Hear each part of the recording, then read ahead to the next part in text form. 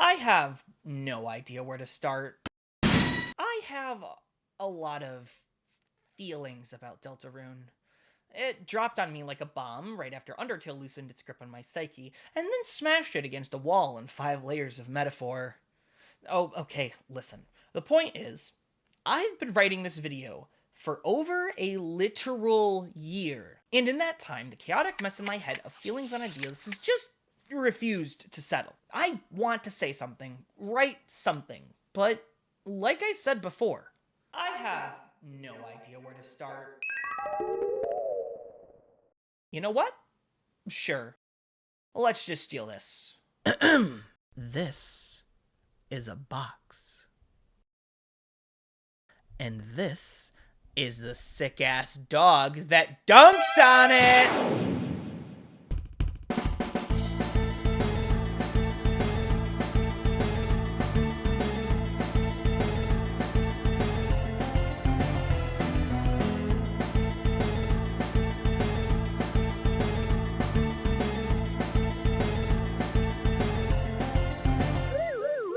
At this point, having taken however long it's been to get to the actual plot of the video, I'm sure you're wondering, Faust, you absolute tool, what do you mean by Narratives 3?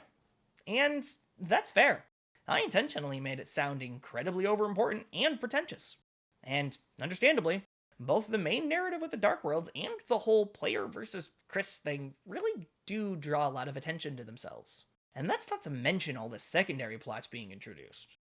Don't let the charming presentation and silly dialogue fool you, however. There are 3 main narratives occurring simultaneously in the game, and that's what we'll be discussing today. But I'm getting ahead of myself. If I'm going to do this, I gotta do it right and organize. Bring out the chart. Oh, don't worry about this part. It'll come later. Consider it a hook to keep watching, or something like that. Now, I've ordered the chart by the amount of brain rot required for me to explain it. We're starting off nice and simple with the quote-unquote main narrative, as I've erroneously named it. I'm going to follow that up with a discussion on the whole Chris versus player plot the game's been building up. And, finally, I'm going to end things off with a particularly insane tangent on special surprise you'll all be waiting for. So, without further delay, let's begin. Now, calling this the main narrative is somewhat of a misnomer. The fourth wall-breaky sections of the narrative are equally as important as the non-meta story threads, and the two kinda seem to be going hand in hand. So, I've decided to just call it the infra-narrative from now on. Now, Deltarune is not the first game Toby's written where the meta and non-meta elements of the plot are woven together. But we're not here today to talk about that game, and to be honest, I don't think there's really anything I can say or add to that discussion that people far smarter than I haven't already said. Basically, we aren't here to yap about this goober. We're here to yap about the taller one. So let me start with one of the coldest takes of all. Deltarune is a coming-of-age story. Teenager with bitterly divorced parents. Rich kid that can be charitably described as going through it. Punk with a heart of gold and extremely dubious living conditions. Birdly? All of these characters are dealing with incredibly real issues. Issues that are also frequently seen in teen coming-of-age stories because the intended audience can relate to it. Or, in this case, a player. So, let's quickly go over what we know so far to properly set up what I think is going to happen. Dark Worlds are functionally dreams made into reality. Injuries can be healed with a wave of your hand. Everyday objects turn into weapons and armor, and even people. And death is more just a vague threat from the enemies you have to beat than a real thing. Hell, considering you can't even kill darkness without exploiting a suspiciously reindeer-shaped loophole, I'd go so far as to say it doesn't even exist. Compare that to reality, where parents can fight with each other, get ill, ignore you, or you can be bullied and ostracized, where expectations weigh you down. It's no surprise that Noelle and Birdley so readily accepted Cyber City was a dream, and no big mystery why Chris opens a fountain at the end of Chapter 2's normal route. Let's go over it from their perspective real quick. In Card Kingdom, they got to befriend Susie, who is not just a bully, but has actively threatened to kill them multiple times. And during one such event, even told them that their mother would end up being glad they're gone. And thanks to one Dark World, the two are best buddies now. Hell, how about Cyber City? It not only gave them the opportunity to reconnect with their childhood best friend, but they also got to watch Birdie confront and begin to work through some serious self-esteem issues. Issues that, if you read into the state of Chris's room, might be rather relatable for them. So, after seeing Dark World adventures improve both their life and the lives of those around them, I think the reason is actually fairly obvious. Our second companion in the Dark World is going to be Asgore. Of that I'm certain. My first piece of evidence is in the narrative. Each Dark World so far has had a single pair of Lightners introduced to it, and has seen their relationships mend. Chapter 1 was, obviously, Chris and Susie, who, as I said earlier, went from foes to friends. And Chapter 2 saw Noelle and Birdie introduced to it, where we saw not only their friendship healed, but Chris and Noelle's too, also as previously stated. This is a developing pattern, one I think Chris realizes as well. I think they know that Asgore is going to show up, and that if he does and enters the Dark World, his and Toriel's relationship might be fixed. And if he does, I think it will too. Maybe they won't get back together, but at the very least, he's going to stop being so pushy about it, and likewise, Toriel's just generally going to be a lot less of an asshole to and about him. My second piece of evidence is Asgore's own history and relationships. We know he was, at one point, the police chief. I would not be surprised if, after Toriel's police call, Undyne called Asgore about it. And, considering the fact that despite his flaws, he is a caring father, I can see him showing up and finding the Dark World. I have a couple more specific future predictions to talk about too, but those are a bit later. For now, I want to transition back to the overarching infra-narrative, and the reason I went on a tangent about the next Dark World. Even though we are only 2 chapters into the game, I feel I can confidently say Deltarune is a story about escapism, both its healthy use and its abuse, and that the Dark Worlds exist as a metaphor for it. To quickly define escapism, it is essentially diverting your attention from the unpleasant parts of your life, generally through imagination or entertainment like video games, for example. Escapism is something I consider, to a point, healthy. Reality can suck, and sometimes we just need to take a break until we can deal with it. Or we need to process it through an escape. The problem begins when that becomes all you're doing. When you stop confronting the issues in your life. When instead of dealing with problems, you just put them off to jump into yet another fantasy, yet another dream. When you stop living in reality. I think that's what the roaring will end up being. A metaphor for the consequences of abusing escapism. If the Dark Worlds do represent an escape from reality, then it stands to reason the calamity caused by too many being open would represent the end result of that abuse. Abusing escapism is bad. Not only can it ruin your life and prevent you from functioning in reality, but overusing it can just cause it to stop working entirely. And that part's even represented in the roaring. During the roaring, the darkness will turn to stone, leaving the Lightners to fend for themselves in the darkness. The Darkners, beings of literal dreams and magic who exist from the items we use to entertain ourselves, turn to stone when too many fountains are open, unable to provide the comfort they once did. It's like playing a game, over and over again, and again, until it loses all meaning. You begin to stop feeling the connection you once had to it. Your escape stops working. Because at the end of the day, we have to return to reality. It's what gives meaning to the escape in the first place. Every dream must end. Every story has a back cover. Every game reaches the credits. And in all this talk about escapism, I think I just solidified who I think the knight is. But that's a topic for a different video. It's Alvin, by the way. Woo! Okay, so I've cemented what I think the theme of the infra-narrative is. Cool. But how does that actually reflect in the game's story? Well, we've already touched on 2 parts of it, and those being who the other Lightner is that will join us in Chapter 3, and what the Roaring is. But I do have some more predictions. First, the Roaring Knight and escapism. This could be a video in and of itself, but it's not, so I'll be brief. As I've spent over a page and a half detailing, my interpretation of Deltarune is that the story is about escapism. And, since this is my video, I will be operating under the assumption this is correct. And in this logic, the Delta heroes represent its healthy use. They travel through the dark world with whoever gets sucked in. Along the way, an issue in reality is either entirely dealt with, or the foundations are set for it to be, and then the fountain is closed and everybody goes home. The knight, however, represents the opposite of this. They seem to be opening dark fountains without a care for the consequences, constantly escaping without regarding what it will cause. And I think it's these differences that will be the central conflict between them and our heroes. This isn't a perfect guess, however. It has holes. Queen calls them the Roaring Knight, despite not knowing what that is, so that implies it's a self-given title. One could argue that if the knight wants the roaring to happen, then they wouldn't be using the Dark Worlds as an escape. But I would disagree. I would argue that just because they know it could cause trouble, they might not care. Or, considering Ralsei only gave us that info to stop us from causing the roaring, the knight might not even fully know what the roaring will do. King believed it would flood the world with darkness and would be a benefit, and that might have been an assumption he got from the knight. Second, Caddy. Under my interpretation of the game, she is essentially guaranteed to show up as a party member. She has a very clear grudge against Susie, and considering she tries to warn Chris about protecting Noelle from her, I think it's a different kind of dislike than the rest of her classmates, and something a chapter is going to deal with.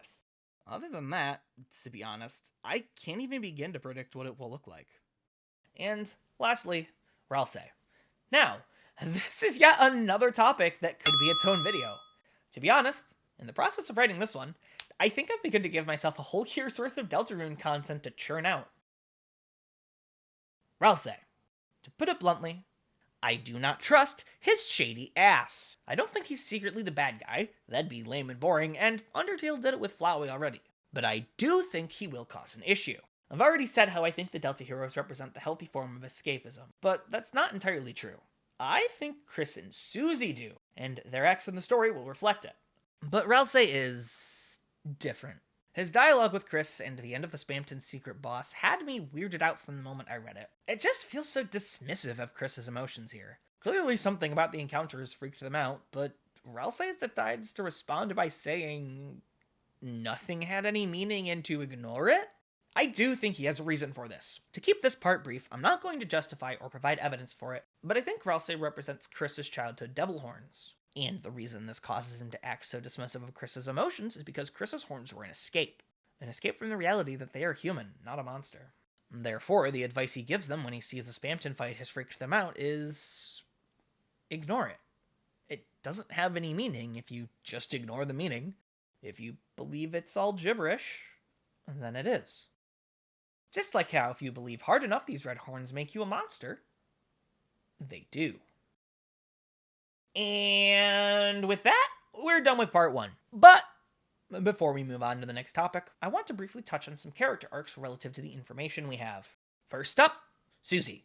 Out of the entire cast, I'd say she's the one who shares an equal amount of the protagonist role with Chris.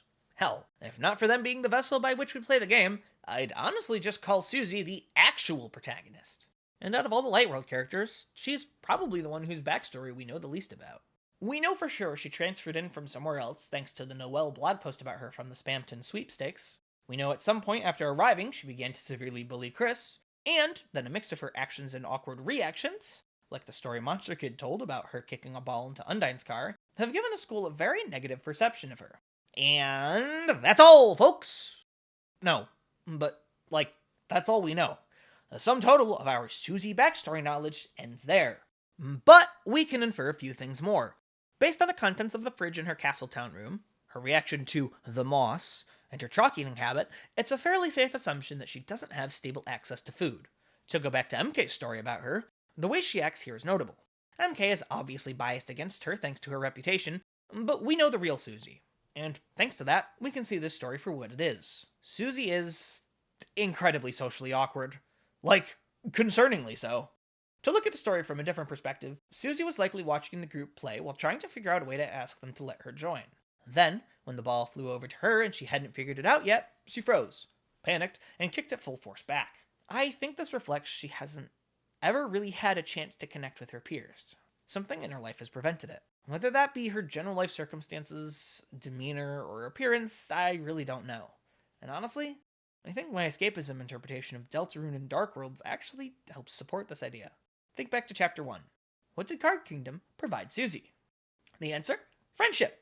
Not only with Chris and Rousey, but more importantly Lancer, a Darkner who is very much like her, ostracized and not well liked. Someone who talks about being evil, while actually being a good person who just wants a friend. Card Kingdom not only provided her a friend who matched her vibes, to put it simply, but through that friend, she gained two more.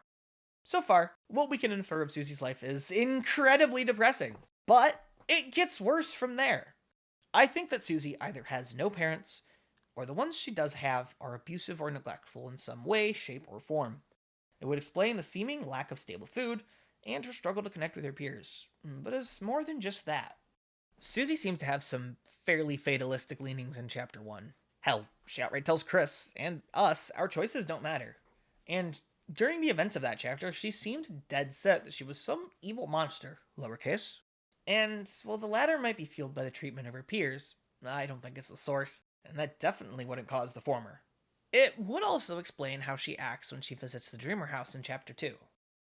How awkward she is around Toriel, and the fact she only pretends to call her parents to let them know where she is, doesn't paint a pretty picture. Now, I can't exactly say which it is.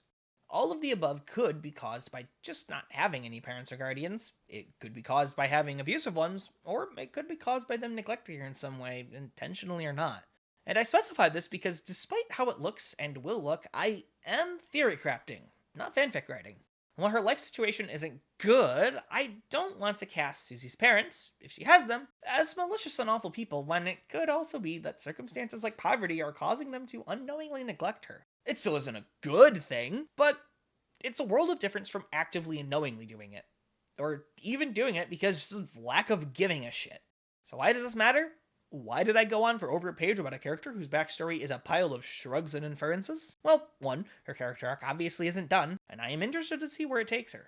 And 2, I think this makes her a prime candidate to view the escapism themes of the story through. Here we have one of the prophesized heroes, setting out to close the dark fountains and stop the roaring. But, contrarily, she stands to benefit a great deal from the Dark Worlds, especially Castletown. Within them, she gains friends, she gains a way to better herself, and in Castletown, a place she knows is safe to stay. It's a lot to lose if all the Dark Worlds are closed, and I think your character arc will be realizing she doesn't need the Dark Worlds, the escapism, to survive. Sure, the Dark Worlds offer an easy way to become a better person, to change people's opinions of her. But she doesn't need them to do that. Opening up in the Light World to more people achieves the same thing. And while Castletown is a safe place to rest, so is Toriel's. It's not an easy thing, and a lot of people struggle with it in reality, but I think learning these things will be Susie's trial to overcome, and a way to reflect that message to the player. It's just like how Flowey in his story was meant to convey part of Undertale's message. Alright, that was a good page and a half, but we aren't done here. We have someone equally as important to cover. It's time to talk Noelle. Miss Gaston Motif herself is absolutely going to be a relevant part of the story, and that's ignoring the weird root entirely because that's a can of worms that goes beyond this section and yet again into its own video. Dear God, I'm really padding the schedule, huh? I'm not going to deep dive into Noelle like I just did Susie because it genuinely would be its own section, and I need to condense this. We're already at Half an hour on this recording. I'm not going to deep dive Noelle like I just did Susie, because it genuinely would be its own section, and I need to condense this, so let's be brief real quick. I think Noelle will represent the opposite of Susie. Whereas Susie is someone who gains a lot from the Dark Worlds, but could still get it without them, I think Noelle is someone who needs the Dark Worlds. They give her access to things she literally cannot gain in the Light Worlds, and stopping the roaring will likely interfere with her own goals. Her first problem? Her mother. The yet-to-be-named Mayor Holiday and her seeming estrangement from her daughter is probably the only thing Noelle could resolve in the Light World alone, even if a Dark World would accelerate the process. Beyond that, her sick father. Rudy likely is, or is close to being terminally ill, and it will likely take a Dark World for him to survive. Beyond that, December, her sister, is also missing, and in a way that not only will likely require the Dark Worlds, but requires slightly breaking reality entirely just to save her. And speaking of breaking reality, let's talk about the fact Noelle is a character in a video game, because that's also a fairly big issue, when she seems to be able to just break and exploit them by existing. The strange door in Dragon Blazers 2 that only she found, she couldn't open, the strange egg and cat petters 2 that left home due to happiness, the Pippa's Pet and Cat Sitters 2 crashing the game. I know I said I wouldn't talk about Snowgrave, but again, the real literally only happens when she's in the party, and it's only possible because of her. This girl breaks games just by existing. It's a damn shame she lives in one. And, like I previously joked about, her theme has Gaster's motif. Actually, themes, plural, because they all reuse the same Gaster that continue to make the shit. Okay, I'm rebooted and summarizing. Noelle breaks games by existing. I ask you to take that at face value because the evidence will extend to this section for too long and I need to cut time. The last thing I need to mention for Noelle is her connection to the Angel, namely that Spamton just calls her Angel in Snowgrave. And the poem we recently got hidden in the Deltarune holiday newsletter, which I'll just read it out. When it snows, me and my sister and everyone have a contest to make the biggest snow angel of all. We lie on the ground and spread out our arms and wave them until we get a shape just like us. I'm the smallest, even smaller than Chris, but I don't lose, because, after we stand up to look, Des always tells me, "Hey, look, Ellie, yours has more hidden underneath," and pushes away all the snow I couldn't reach, so I have the biggest wings of all. I wish it could snow whenever I wanted. So, to recap, we have a character with a significant amount of life troubles, who lives in a video game world while having a tendency to break video games, has the motif of an Easter egg character in her themes, and a concerning number of associations with angels? It's, not looking good for her. Alright, we're out of time for Noelle. I need to move on to the next section eventually. I already had to cut it down, and this is as good a spot as any. So, while we're talking about characters doomed by the narrative, Let's talk about Chris. in order to understand Chris, let's real quick talk about their life outside the player's involvement. Their backstory, as it were. They are the only human in Hometown, and this has had a notable impact on them, especially because it seems they were adopted as a baby. I know this because we hear from Toriel that they needed to be told, as a small child, that they weren't going to grow horns like Azrael was. We know that. Related to this, they used to always wear red devil horns to stave off the dysphoria at the fact they were the only human in a monster family, and that they wore them everywhere until, one day, they suddenly stopped altogether for a reason Toriel doesn't seem to know. We know Chris used to be extremely close with Noelle, and that all the Dreamer and Holiday children were close, until Des mysteriously disappeared. We know their parents are divorced, and that, somehow, Toriel and Asgore are significantly more pathetic about it than their Undertale counterparts, and that Asgore used to be the police chief until an incident forced him to retire. An incident Chris specifically stops us from learning about. We know for a fact they care about their brother greatly, and can reasonably infer from their Castletown room they have an inferiority complex about him at the same time. We know they don't really have any friends.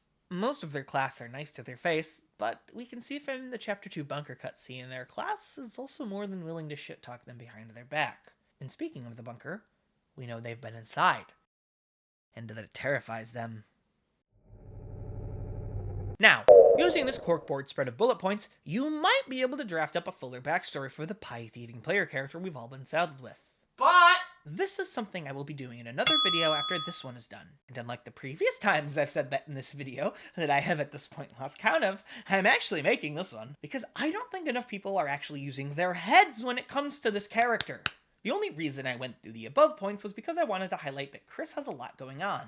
And most of it is problems. And I'm sure none of these problems are made better when, out of the blue, they get turned into a puppet for an eldritch being's whims. Because despite sharing a weirdly similar name, Chris is not Frisk.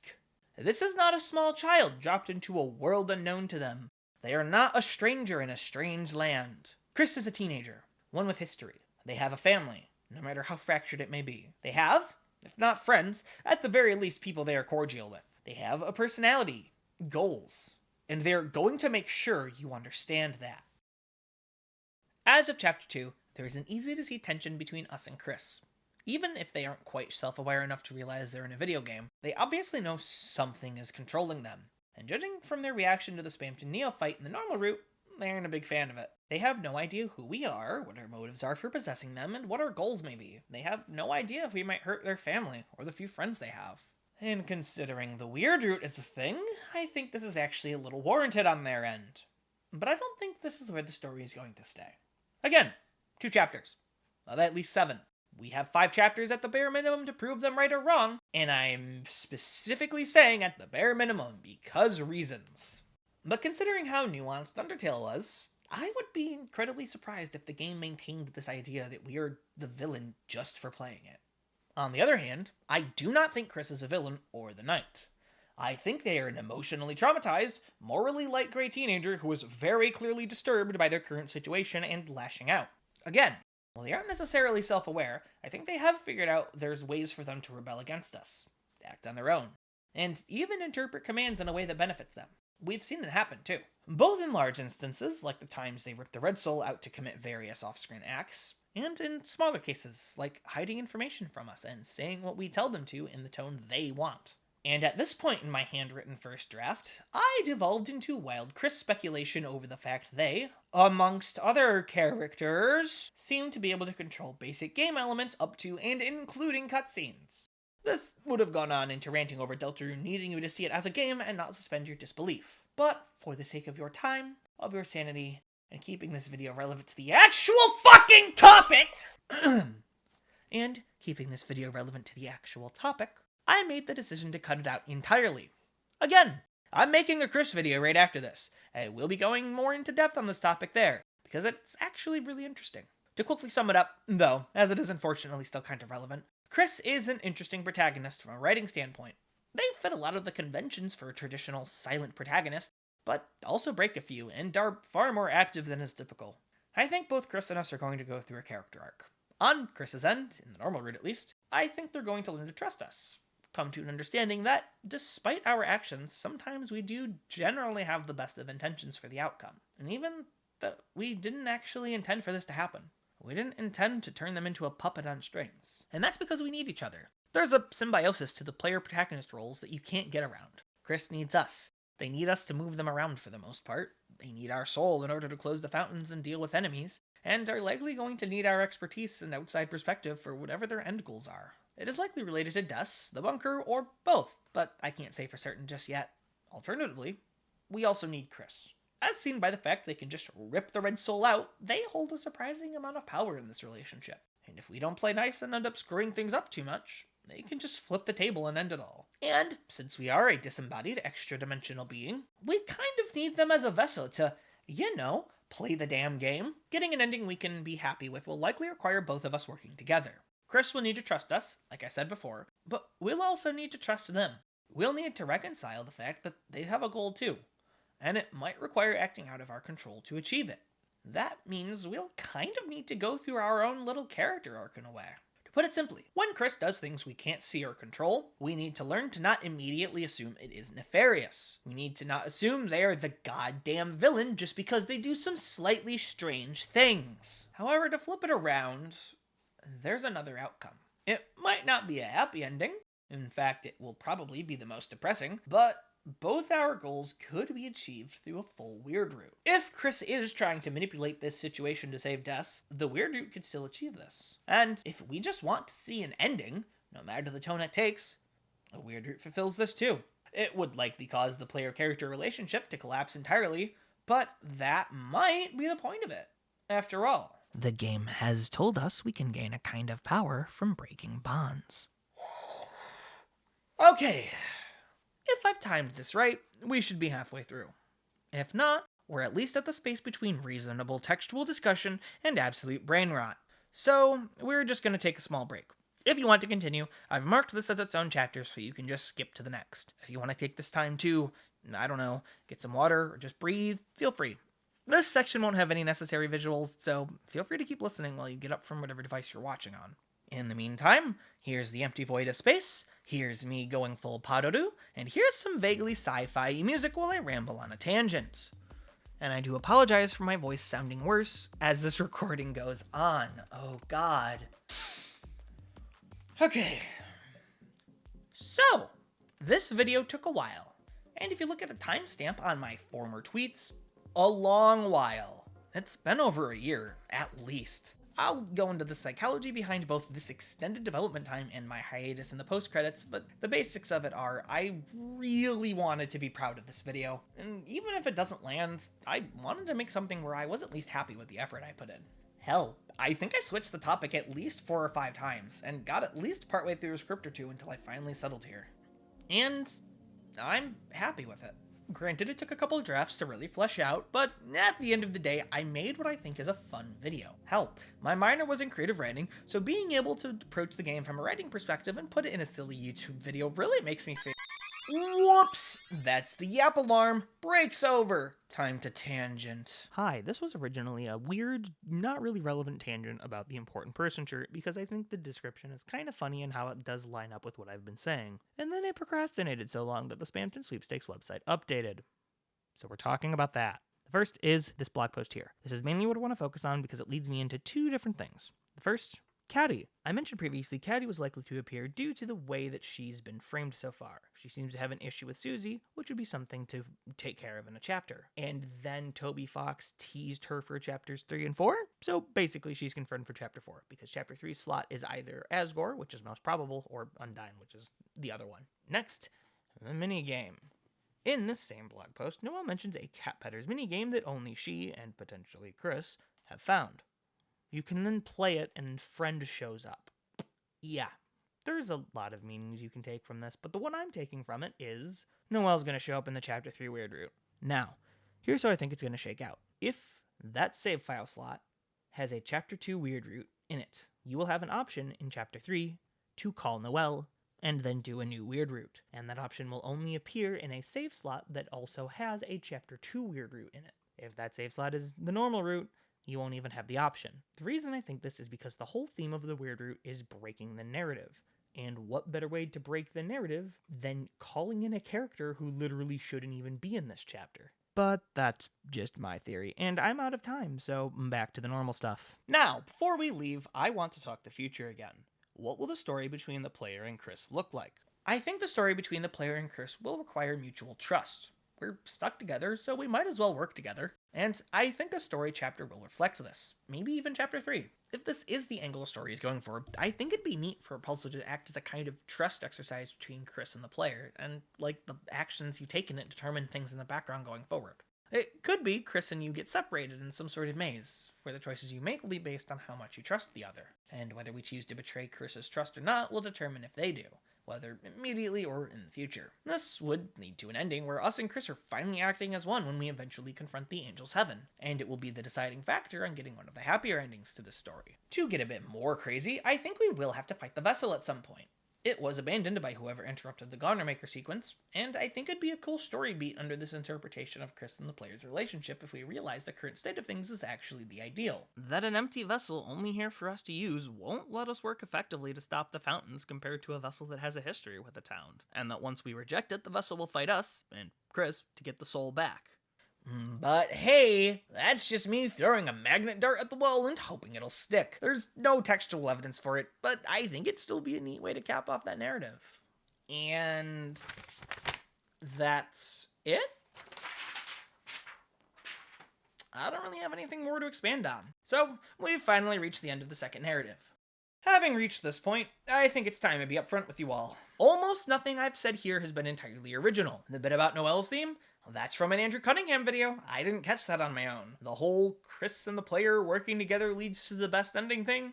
I think Device Theory said that, and if not Molly Stars, then it definitely was someone else. Granted, I haven't outright stolen these ideas. Hell, I credited them both here specifically and generally in the description. But this hasn't been wholly original content. The best way to put it is I've distilled the internet's collective Deltarune brainworms, mixed it in a cauldron with some of my own observations, and spat it out after 30 minutes on high heat. And the reason I'm saying this is because, 1, I don't want to be accused of plagiarism when I'm genuinely trying not to, and 2, because I feel it would be a disservice if I didn't at least mention the sources and inspirations that led to this video in the first place. I've linked the main Deltarune Theory channels I watch on repeat below, so you can source check me there. They're all really cool, and I love their content. Oh, and I have a third reason too. Now we move on to the third narrative, whose name I've kept in suspense because it was inspired by the conclusion of a single video. At this point, I want you to pause and go watch Andrew Cunningham's Everything About the Deltarune narrator video if you haven't already. I've linked it down below, and hopefully it's in the pop-up on my top right if I've figured this platform out already. I plug it specifically because not only did it inspire this video directly, but to even make it, Andrew had to read far too many text boxes, and they deserve as many extra views as my tiny channel can provide. If you have watched it or want to wait for the end of the video, allow me to spoil the conclusion with this clip. Arguing that the narrator of a game is diegetic is not normal. I really want to drive home the point that, in absence of a strong and unified case for a spicier alternative, the narrator can always just be Toby. Now, in any other situation, I would have just cited this at the end or in the description, but I didn't. And that's mainly because I wanted a quick and cheap lead-in to this segment. But I also want to agree with the video.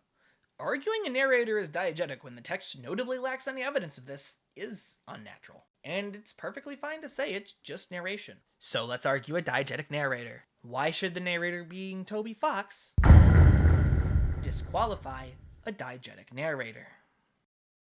Oh, yeah, the secret fourth reason I wanted to mention the source for this theory ahead of time is because I really liked that chapter intro when I first drafted it and desperately wanted to make it work. To reemphasize, this is not a sane or natural argument in the face of no evidence. In fact, I think it kind of makes my subtle jabs at Chris Knight truthers look a little hypocritical. But I have a few arguments that, although don't exactly prove my point, definitely prevent it from being ruled out. And the first is that it just makes sense.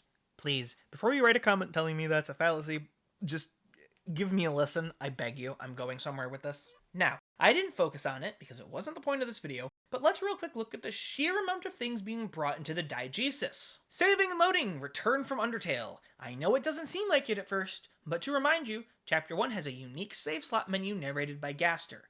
That kind of inherently brings it in. Battles, both in that Darkness know they work in a video game way, and the fact where the soul enters from is actually relevant as seen in the Susie vs. Lancer fight. The state of being a video game protagonist, as I ranted about in the previous section, is gearing up to be a plot point. This is kind of hard to ignore. Arguably, goddamn cutscenes, since it is how I personally think Chris usurps control from us. But again, Chris video. Hell, even if you don't subscribe to Device Theory, based on the executable information of Survey Program and WD Gaster taking over the official Twitter, the literal executable of Deltarune might be diegetic. So, all that being said, I think it'd be a bigger twist if the narrator wasn't diegetic. But I can't stop here. I have more, crazier takes to prove this. Argument 2. Toby Fox is already diegetic. And I'm not talking that bit in Chapter 1. You know, the one where the developer's silly characters in the library computer lab making the next chapter? No, I'm referring to the Chapter 2 egg room, which you access like so.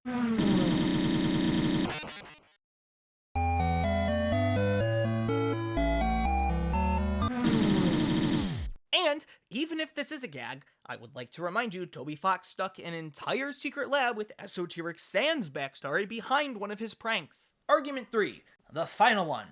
The narration and your POV are already kind of diegetic. I'll explain the simpler one first. I say your POV is kind of diegetic because Rousey can just change it if you let him. This has not been elaborated on by the game, so I will elect to do the same here. I say the narration is already diegetic because it feels like it's towing the line. Firstly, characters can just take over battle narration. Jevil does it at the beginning of his, and Spamton does it throughout his non-secret boss fight. Secondly, Chris can seemingly affect the narration by controlling what they see. They close their eyes when looking into Azzy's cyberworld room to protect his privacy and prevent us from knowing what's in there, and when reading the newspaper article about Asgore, they just cut it off before we learn why he lost his job. And third, at the end of Chapter 2, the narrator just talks to you. Like, they literally just say, use the bathroom sink, if you interact with the kitchen one. Now, you may be wondering why I'm going to such lengths to talk about the narrator being diegetic. Hell, I haven't even really shown evidence the narrator is Toby Fox. I've just shown you some vague conspiratorial bullshit and asked you to take it at face value. I've named this segment Player versus Author, and yet I've barely touched on the topic, if at all. So, beyond just losing myself on a tangent, which did happen, why did I spend however long ranting about a diegetic narrator? Well, it's not only because it would play into what I'm about to talk about. There's a deeper reason. If you found the above hard to believe, if the idea of the narrator being the diegetic author is hard to swallow, then you are going to entirely write off what I'm about to say next. Allow me to now introduce the alternate title for this section. Death of the Author. Now, death of the author is a literary criticism concept. It's a philosophy with a lot of history and, more importantly, a lot of debate on whether it's a valid way to analyze a work. And I'm going to be discussing zero of that today. Instead, I'm going to water the concept down to a short, sweet idea that probably simplifies it to the point of being wrong. So if you are a literary critic watching this, just understand I am a minor, not a major. The basic idea is that when you analyze a work, like a story or in our case a video game, the opinions and history of the author mean jack and shit. Basically, the way a reader interprets the work is always going to supersede what the author meant by said work. I could write a story where the moral is, please don't build the torment nexus for the love of God! But if the moral everyone takes away is, fuck yeah, let's build every torment nexus all at once! Then that's what the moral is. I'm sure you can understand why this can be such a hot topic. Now, why do I bring this up? Ah, that was a voice squeak. Oh god. Now, why do I bring this up? Well, I think Deltarune is going to use a very, very literal interpretation of this idea for the ending. Here's the theory.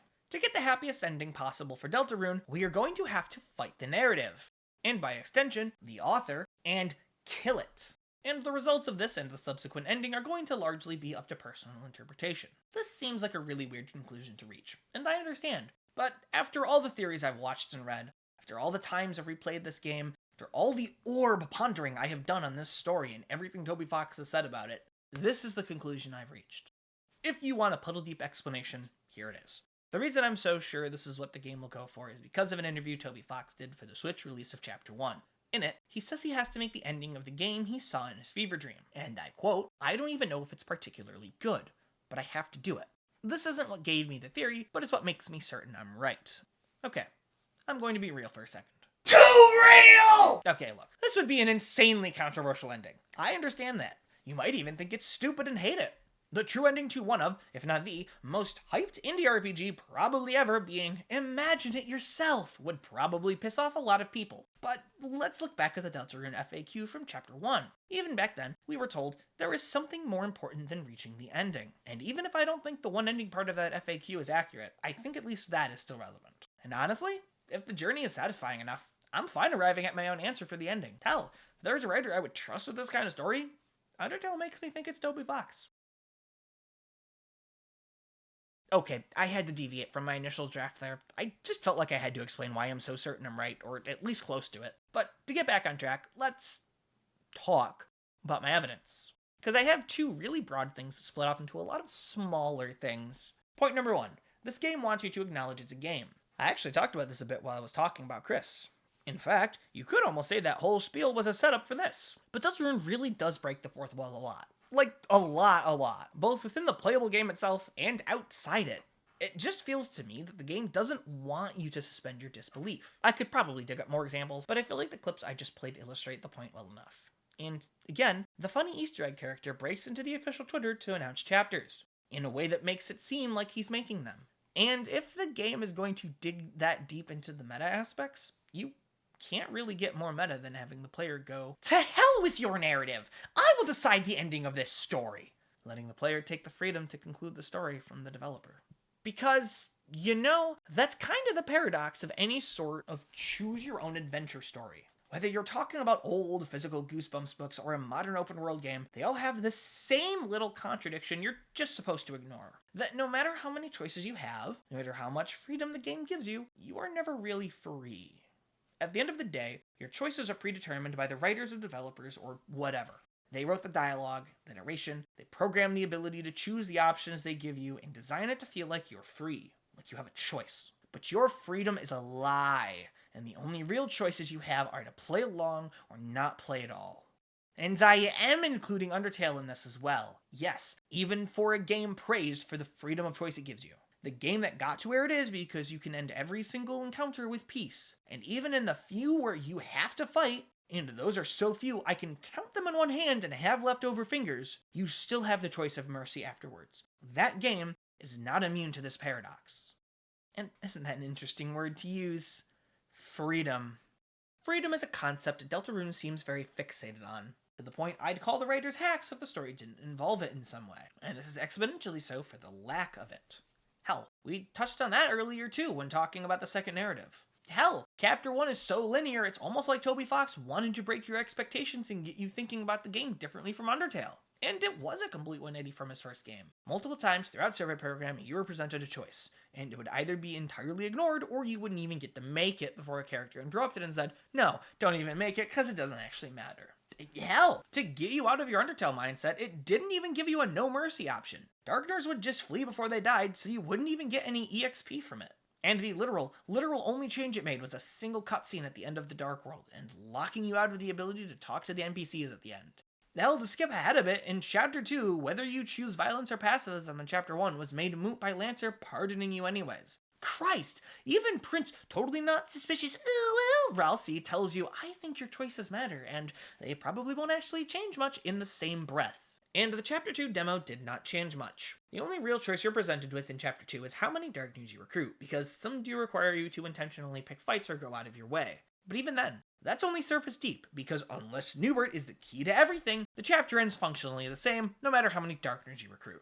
Now, if you're Strawman John, I'm sure you've already commented, but Faust, Chapter 2 does give you some freedom of choice. What about the weird route? Yeah, let's talk about the weird route. I know I skipped it earlier when we talked about Noelle and her potential character arc, and there's a lot I could say on it, again, probably as its own video, but let's discuss it from the perspective of this chapter. Of this idea that we need to fight the narrative, because this is one of my smoking guns. To remind you, Noelle is implied by her blog posts to just kind of break video games. Ignoring the weird Pippus thing, she found a weird grey door in Dragon Blazers that only she has found, no one else, and she got a strange egg pet in Cat Sitters 2 that no one else has gotten that didn't work like the rest of the game. It's not a coincidence that she also has a spell that lets you exploit Deltarune. In fact, I'd say the weird route is another reminder this is a game and breaking your suspension of disbelief. Because the route is written like a sequence break. You aren't supposed to be able to kill Darkners, yet Noelle phrasing them with Ice Shock functionally does. And this breaks the game and the whole plot of Cyberworld. Multiple silly fun encounters and puzzles? Skipped and ignored. The big lore reveals? Casually dropped. The really great bonding moment between Susie and Noelle? Nope, you do not get a chance to even try and see it. You don't even fight Queen. She just ominously talks about Noelle, Ralsei talks about the roaring, and you proceed on to the mandatory Spam 10 Neo boss fight that you don't even win. Noelle has to bail you out. And even then, the ending of the chapter in the Light World is still almost one-to-one, with the only changes being Birdley's corpse in the computer lab and the scene with Rudy and Noelle in the hospital. I recognize the sliding bead rail narration is meant to imply the future consequences of Snowgrave, but from what we have so far, breaking the entire chapter's story did nothing. From a narrative perspective, to even attempt to get a different ending required exploiting a loophole in the game that basically broke everything. It costs Birdley's life, it costs Noelle's mental health, and within the confines of Chapter 2, we achieve nothing.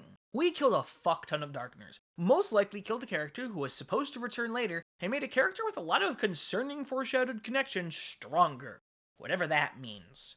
But everything still ends the same. We wander around town like normal, return to home like normal, and still end up... They couldn't even throw us a bone and let us use the kitchen sink. Again, yes, there are still 5 chapters to see the implications of a Snowgrave run, but it is impossible to ignore the game focusing this hard on the concept of free will and choice, and it's why I think we are going to have to rebel against the narrative. Hell, let me take back everything I said about Chris before in their section for this part, because I don't think they willingly open the fountain at the end of the weird route. I think the narrative is an actual force in universe. Not quite a sentient third entity, but more like a classical idea of fate. Chris was dictated by the narrative, fated you could say, to open that fountain for whatever their reason is. And even in the route where they might not want to do that because they don't want to risk killing or traumatizing anybody else, fate dictates they must. And so they do. And so Odysseus fucks his Deltarune is a game where the player has no real choices. And therefore, it must end the same, and any exploit we use to go against this must be made invalid. Alright, cool. So, the basic story is fighting the narrative and creating our own ending. Neat, but does that mean we can just break the plot at every opportunity? Well, no. I think there's going to be room for nuance here. I mentioned earlier that even Ralsei said our choices likely won't change things. But he also said in the same line that we can make bad ones, and that those will lead to us not liking the ending. there is some level of fluidity and malleability to the ending the narrative intends. And while I don't think we'll get an ideal outcome from just following the intended path like gospel, neither do I think breaking the narrative entirely at every possible turn is the way either. And I think the writing is trying to guide us to that conclusion.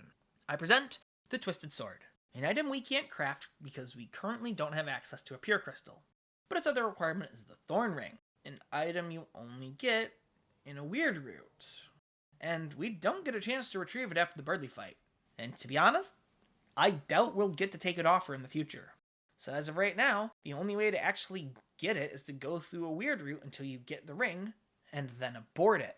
It wasn't mentioned earlier, so let's do it here. The weird route can be aborted, and a lot of the opportunities to do so are at points where you can just fall off it accidentally. When you do, reality just changes.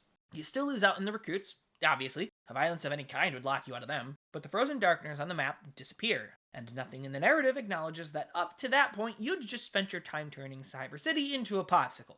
And to remind you, to even get the Thorn Ring, you have to have frozen every single enemy encounter in between Noelle joining the party and fighting Birdly. The game should be calling you out here, or showing some sort of leftover effect.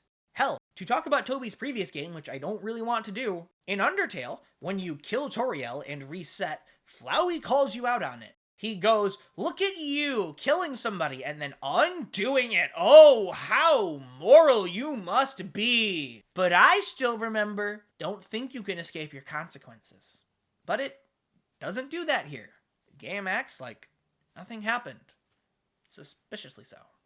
Okay, once again, to summarize, because I threw a lot at you. The narrative of the video game Deltarune exists within itself as some sort of cosmic force, like fate in a Greek tragedy. And while the ending of the story is flexible, it is not changeable. There will likely be a lot of little choices we'll be able to make, like the recruitment system, that slightly modify the ending while keeping the broad strokes the same. But to get the best ending, and to kill the narrative, we are likely going to have to be smart about how we rebel. A true ending of the game will probably require partially following, but not completing, more of the weird routes, and still follow the intended path of the story when necessary. Basically, we'll need to figure out for ourselves when to follow the tracks and when to off-road it. Again, that was a lot of rambling, some of it incoherent, but what did I mean earlier when I said Deltarune would take death of the author literally? And I still haven't really talked about player versus author, I've been talking about the narrative. Well, for one, I have been treating them as one and the same, and quite simply, I think we're going to have to kill the author, or whatever the narrative stand-in for him exists. And I don't mean like fighting the annoying dog, that is a bit too far, but I mean like the Titans, or the Angels, or whatever represents the author metaphorically, and killing them will be killing him. Before you go, I do have one tiny little thing I'm going to talk about last. What is this true ending we'd get by making the narrative our own, and how would we get it? Well, I actually alluded to it earlier. Back when discussing Chris versus the player, I mentioned that you can gain power from breaking bonds. In that chapter, I meant it from the perspective of a Snowgrave run, where you've ruined any chance of Chris trusting you, breaking that player-protagonist bond. But here, I mean it in a different way. We're going to need to work with Chris, get them to trust us, and learn to trust them as we maneuver our way through a narrative that likely doesn't have the happiest ending even in the best-case scenario, jumping on and off the intended path when we see fit. And in the end, when the player-protagonist trust is at its strongest, when we finally prepare to banish the Angel's Heaven, Chris and us will willingly break our bond. An act that banishes the Angel's Heaven more fully and totally than any other route, but that kicks us out of the game. When we booted up Chapter 1 for the first time, we made a connection, and it's now terminated. We don't get an epilogue, so the full end of this true end is left for each person to interpret. I care a lot about Deltarune, and I really can't tell you why.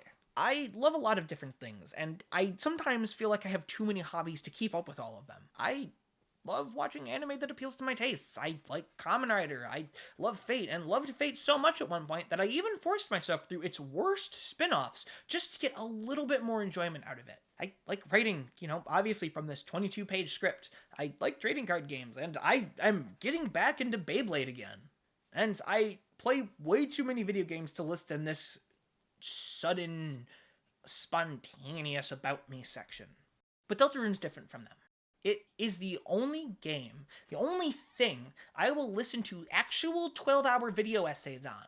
Hell, I cannot tell you how many times I have listened to Device Theory's first two parts while playing video games or working in my room or working around the house. It's the only one I will write over 22 pages of script for. The only one I will record a literal 2 hours worth of dialogue for. Even if this doesn't total up to 2 hours after I cut out all the outtakes and like script adjustment moments. I'm staring at just over an hour on my timer right now. And that's just for this second recording. The first one was already like 50 something minutes. Nothing else. No other game would I do that for. And to emphasize, again, there's only 2 chapters to this. The full game hasn't released, and I'm already this down atrocious. They need to invent a whole new lingo for how down bad I am for this game. And despite how confident I've tried to sound with this, I have no idea if this theory actually holds any water. To most people, this might just sound like a bunch of insane rambling caused by Deltarune hiatus brain rot. But honestly, I don't care. It was fun to make this. I feel happy to finally contribute something to the Deltarune fandom. Make something instead of consuming something.